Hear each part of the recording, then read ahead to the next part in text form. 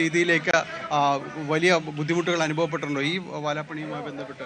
ഇങ്ങനെ ഒരു അനുഭവം ആദ്യമായിട്ടാണ് സംഭവിച്ചത്. കാര്യം കടലിലെ ഉടക്കുകളും കാര്യങ്ങളൊക്കെ ഞങ്ങൾക്കറിയാം. ഞങ്ങൾ മാർക്ക് ചെയ്ത് വെച്ചിട്ടുണ്ട്.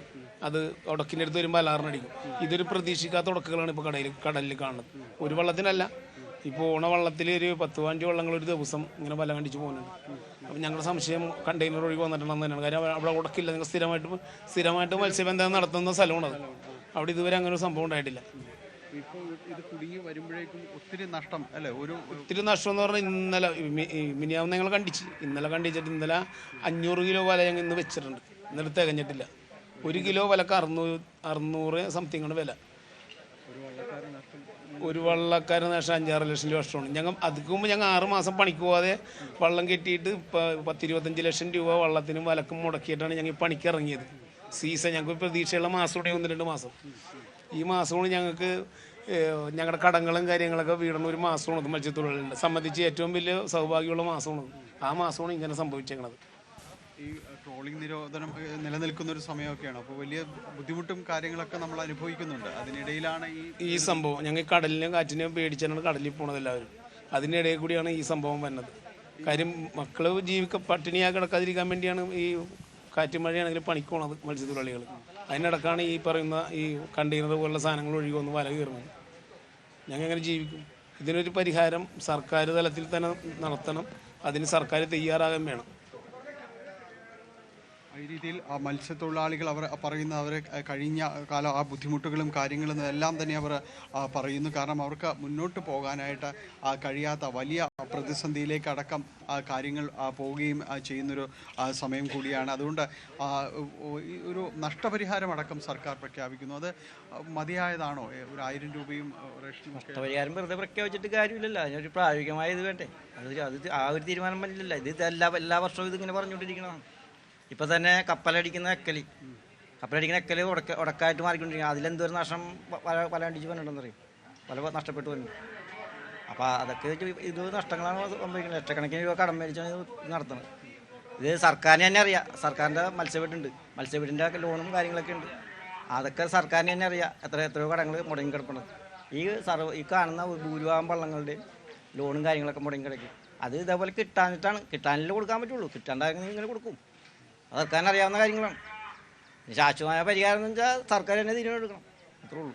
ഈ കപ്പൽ മുങ്ങുന്ന സമയത്ത് നമ്മൾ പലരും ഇത് ചൂണ്ടിക്കാണിച്ചിരുന്നു. ഇത് ഇങ്ങനെ ഒരു വിഷയങ്ങളൊക്കെ ഇനി വന്നേക്കാം, മത്സ്യത്തൊഴിലാളികളുടെ ദുരിതങ്ങളും കാര്യങ്ങളും എല്ലാം കൂടി. പക്ഷെ ഇത്രത്തോളം പ്രതിസന്ധി ഉണ്ടാക്കുമെന്ന് പ്രതീക്ഷിച്ചില്ല. അല്ല, അതിനെക്കുറിച്ച് എല്ലാവരും വ്യക്തമായ ധാരണ എല്ലാവർക്കും ഉള്ളതല്ലേ. ഇത് മത്സ്യത്തൊഴിലാളിക്കാണല്ലോ എപ്പോഴും നഷ്ടം. എന്ത് കാര്യം വന്നാലും മത്സ്യത്തൊഴിലാളിക്കാണ് നഷ്ടം വേണ്ടത്. കടലിൽ എന്ത് സംഭവിച്ചാലും നഷ്ടം മത്സ്യത്തൊഴിലാളിക്കാണ്. സർക്കാരാണ് എന്തിനും തീരുമാനം എടുക്കുന്ന സർക്കാരാണ്. അല്ലാണ്ട് മത്സ്യത്തൊഴിലാളിക്കിൻ്റെ അകത്ത് പ്രത്യേകിച്ച് വേറെ തീരുമാനം എടുക്കാനില്ല. ഇപ്പോൾ തന്നെ ഈ ഹാർബർ തന്നെ വന്നിട്ട് വർഷങ്ങളായി സാധനം ഇങ്ങനെ കിടക്കണം. ഒരു 10 വർഷത്തിന് മേലെയായിട്ട് ഈ ഹാർബർ ഇങ്ങനെ കിടക്കണം. അപ്പോൾ ഇത് സർക്കാരിന് ചെയ്യാൻ പറ്റുന്ന കാരണമല്ലേ അതാണ് ചോദിക്കുന്നത്. ഈ ഹാർബർ ഈ പൂർത്തീകരിക്കാൻ പറ്റൂലേ? അതെന്തുകൊണ്ടാണ് പൂർത്തീകരിക്കാൻ പറ്റാത്തത്? ഇത്രയും വർഷമായി സാധനം ഇങ്ങനെ കിടക്കണം. ഈ വള്ളങ്ങളെല്ലാം പല സ്ഥലങ്ങളിൽ പാലത്തിൻ്റെ താഴെയും അവിടെ ഇവിടെയൊക്കെ ആയിട്ടാണ് കെട്ടിയത്. അതിന് നഷ്ടവും അത് എത്രയോ പ്രാവശ്യം ഇവിടുന്ന് പൊട്ടിപ്പോയിട്ടുണ്ടെന്നറിയാം. വള്ളം പൊട്ടിക്കടലിലേക്ക് പോയിട്ടുണ്ട്. അപ്പോൾ അതിനൊക്കെ ഒന്നും ഒരു ശാശ്വത പരിഹാരം ഇല്ല. അത് വർഷങ്ങളായിട്ടില്ല. അത്രേ ഉള്ളൂ. അവഗണനയല്ല മത്സ്യത്തൊഴിലാളി എപ്പോഴും മത്സ്യത്തൊഴിലാളിയുടെ എപ്പോഴും അവഗണന മാത്രമേ ഉള്ളൂ. പിന്നെ ഇപ്പം ഈ കണ്ടെയ്നർ മുങ്ങിയതിൻ്റെ പുറത്ത് 1000 രൂപ സർക്കാർ പ്രഖ്യാപിച്ചിട്ടുണ്ട്. 1000 രൂപ കൊണ്ട് എങ്ങനെ ജീവിക്കും? ഈ മത്സ്യത്തൊഴിലാളികളും അങ്ങനെ ജീവിക്കും? പറ്റുമോ ജീവിക്കാൻ? ഒരു കുടുംബം ജീവിക്കണമെങ്കിൽ എത്ര കാശ് വേണമെന്ന് എല്ലാവർക്കും വ്യക്തമായിട്ട് അറിയാം. അതിന് ഇതെന്ത് കാര്യത്തിന് ഈ കാര്യത്തിനൊക്കെ നടപടി എടുക്കുക സർക്കാർ മാത്രം എടുക്കാനുള്ളൂ. ജനങ്ങൾക്ക് എന്ത് നടപടി എടുക്കാൻ? തൊഴിലാളികൾക്ക് നഷ്ടം അതിന് സർക്കാർ തന്നെ തീരുമാനിക്കണം. അല്ലാണ്ട് വേറെ ഒന്നുമില്ല. എന്തായാലും സജിത്ത് അത്ര കണ്ട ഒരു പ്രതിഷേധങ്ങൾ ശക്തമാണ്. പക്ഷെ അങ്ങനെ പ്രതിഷേധിച്ചിരുന്നാൽ അവരെ വീട്ടിലേക്ക് മുന്നോട്ട് പോകാനായിട്ട് സാധിക്കുകയുമില്ല. അതുകൊണ്ട് ഈ കാര്യങ്ങൾ ഇതിൻ്റെ ഒരു അറ്റകുറ്റപ്പണികളെല്ലാം തന്നെ പൂർത്തിയാക്കേണ്ടതുണ്ട്. അതുകൊണ്ട് എല്ലാ ഒരു പ്രതിഷേധങ്ങൾക്കിടയിലും അവർ ആ ജോലി അവരുടേത് തുടർന്നുകൊണ്ടേയിരിക്കുകയാണ്. ഏതായാലും ഇവരെ ചേട്ടാ ഇപ്പോൾ ദിവസങ്ങളായിട്ട് ഇത് തന്നെയാണോ ഇങ്ങനെ ചെയ്തുകൊണ്ടിരിക്കുന്നത്? എന്തോ ഈ വല നെയ്യൽ തന്നെയാണോ? ഞങ്ങൾ ഈ ജലനിധി വെള്ളത്തിൽ പോണ പണിക്കാരിറങ്ങാം. ഞങ്ങളുടെ ഇന്നലത്തെ വലാടി എന്ന് പറഞ്ഞാൽ ഒരു 10 ഒരുപാട് മീൻ കയറിയിട്ട് പിന്നെ ഈ അത് തട്ടി വലയൊക്കെ പൊട്ടി പൊളിഞ്ഞ് കീറിപ്പോയി. കണ്ടെയ്നർ തട്ടി പൊളിഞ്ഞ് കീറിപ്പറിഞ്ഞു പോയല്ല. അതെ, കണ്ടെയ്നർ തന്നെയാണ്. അത് ഞങ്ങൾക്ക് മനസ്സിലായി. അതിൻ്റെ കുറേ അഴുക്കൊക്കെ പോന്നിങ്ങട് ആ പെട്ടിമ കൊള്ള വലിച്ചെടുക്കുമ്പോൾ കീറിയെടുക്കുമ്പോൾ അങ്ങനെയൊക്കെ ഞങ്ങൾക്ക് മനസ്സിലായതുകൊണ്ടാണ് അത് അങ്ങനെ തന്നെയാണെന്ന് പറയണം. അങ്ങനെയൊക്കെ അതിനെ പറഞ്ഞാൽ ഒരാഴ്ചക്കുള്ളിൽ അടിയിൽ ഇറക്കി 2 ദിവസം ഇങ്ങനെ തന്നെ പോകുന്നു. സാധാരണ നമ്മൾ സുഖമായിട്ട് മീൻ പിടിക്കുന്ന സ്ഥലത്താണ് ഇപ്പോൾ ഈ ബുദ്ധിമുട്ടുകൾ. അതെ തന്നെ, സുഖമായിട്ട് ഞങ്ങൾ പിന്നെ ഒരു 56-ലാണ് ഞങ്ങൾ അടിച്ചത് പോലെ അവിടെ വന്നാണ് ഈ സാധനം കിടക്കണത്. ഇതിൽ ഈ നഷ്ടപരിഹാരം അത്തരം കാര്യങ്ങളൊക്കെ കിട്ടുന്നുണ്ടോ? ഞങ്ങൾക്കൊന്നും ഇന്നലെ കിട്ടിയിട്ടില്ല. ഞങ്ങൾക്കൊന്നും കിട്ടാറില്ല. ഒരു നഷ്ടപരിഹാരം ഞങ്ങൾക്ക് കിട്ടാറില്ല. ഈ സംഘത്തിൽ നിന്നൊക്കെ ലോണൊക്കെ എടുത്തിട്ടാണ് ഇത് ശരിയാക്കിയത്. ഇത് 4-5 മാസം, ശരിക്കും പറഞ്ഞാൽ 3 മാസം പണി ഉണ്ടാവുള്ളൂ. പിന്നെ ഇത് കഴിഞ്ഞാൽ പിന്നെ പണിയില്ല, പിന്നെ വെള്ളം കെട്ടിയിടും. അപ്പോൾ ഇത് പലിശ ഞങ്ങൾക്ക് കയറിക്കൊണ്ടിരിക്കുകയാണ് സംഘത്തിൽ. സർക്കാരിൽ നിന്നൊക്കെ ലോൺ തന്നിട്ടുണ്ടെങ്കിലും ഞങ്ങൾക്ക് ഇത് അടച്ചു തീർക്കണം. ഇതിപ്പോൾ ഈ വല പൊട്ടുമ്പോഴേക്കും ദിവസങ്ങളുടെ പണിയാണ്. ദിവസങ്ങളുടെ പണി ആയി. 10-50 പേരുടെ പണി. ഓരോരുത്തർക്ക് 10,000 രൂപ വെച്ചൊക്കെ പണിക്കാശ് കൊടുക്കണം. ഇതൊക്കെ 10 രൂപ പലിശയൊക്കെ മേടിച്ചാണ് ഞങ്ങൾ ഇതൊക്കെ ചെയ്യണം. അതാണ് ഇപ്പോൾ സർക്കാർ പറഞ്ഞിരിക്കുന്ന നഷ്ടപരിഹാരം. അത് ഒരു 1000 രൂപയ്ക്ക് കിട്ടുന്നത് എവിടെയെങ്കിലും? അതുകൊണ്ടൊന്നും നമുക്ക് ലാഭമില്ല. 1000 രൂപ ഞങ്ങൾക്ക് എല്ലാവരും കിട്ടിയിട്ടില്ല. എല്ലാവരും കിട്ടിയിട്ടില്ല കാശ്. 1000 രൂപ നമുക്കൊന്നും ആവില്ല. ഇപ്പം തന്നെ ഇത് 1000-600 കിലോ വലയാണ് ഇപ്പം ഈ പോയേക്കണേ ഞങ്ങൾ ഈ പണിയെടുത്തിട്ട്. 1000 കിലോ 200 കിലോ വലോളം പോയിരുന്നു. ഇപ്പം ഇതൊരു ദിവസം ഒരു 19 ആൾ പണിയെടുക്കുമ്പോൾ 1000 രൂപ പണിക്കാശ് കൊടുക്കുമ്പോൾ 19,000 രൂപ അങ്ങനെ മാറിയത്. പിന്നെ ചിലവ് ഒരു ദിവസം അങ്ങനെ ഒരു വലപ്പണിക്കും 10-25,000 രൂപ ചിലവ് വരുന്നുണ്ട് ഒരു ദിവസം വലയൊക്കെ കൂട്ടിക്കൂട്ടി. പിന്നെ സർക്കാർ ഞങ്ങളെ കണ്ണുകൊടുത്ത് കാണാനല്ല അല്ലേ, അങ്ങനെ പറയാൻ പറ്റുള്ളൂ. ഡാനി, നമുക്ക് അവരോട് ചോദിച്ചറിയാവുന്ന ഒരു കാര്യം, ഈ ഇന്നലെ ഞങ്ങളുടെ വല ഇത്രയും മീൻ ഞങ്ങളുടെ വലയെ കയറിയാണ്. വലയെ കയറിയിട്ട് ഈ താഴത്ത് മുടക്കി വല വിട്ടുപോയി.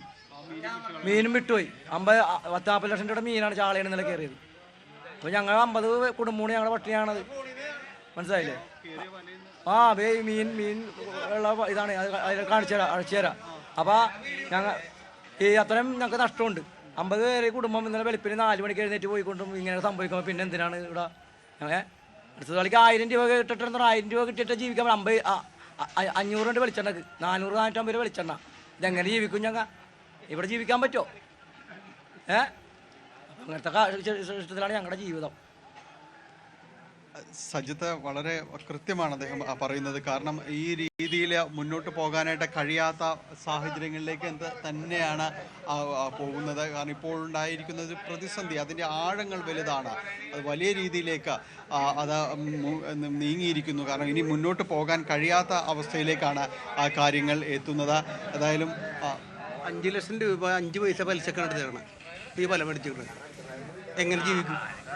ഇപ്പം നമ്മൾ ഈ പൊട്ടിയ വല മേടിക്കാൻ വേണ്ടി അതും പലിശക്ക് എടുത്ത് 5 ലക്ഷം രൂപ പലിശക്ക് എടുത്താണ് വല ഉണ്ടാക്കണേ. മാറ്റി വെച്ച കണക്ക് കൂടി കണ്ടിച്ച് കീറി നാശമായി പോയി. ആ വീഡിയോ ഒന്ന് കണ്ടോക്ക്. ഇന്നലെ ചാള മീൻ മേലെ കയറിയത് അതെടുത്ത് ലൈവിലിട്.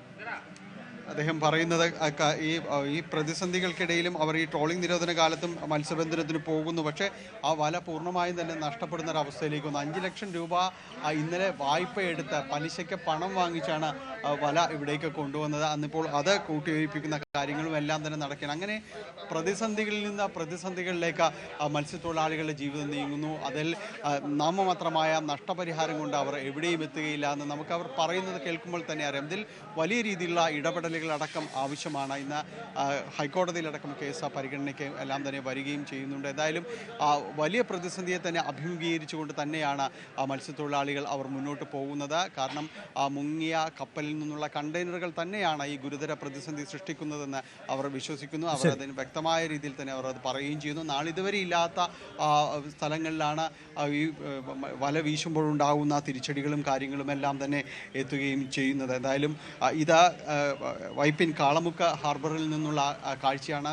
തോപ്പുംപടി മറ്റൊരു ഹാർബറുണ്ട്. അതെ, അതാണ് സാഹചര്യം. എന്തായാലും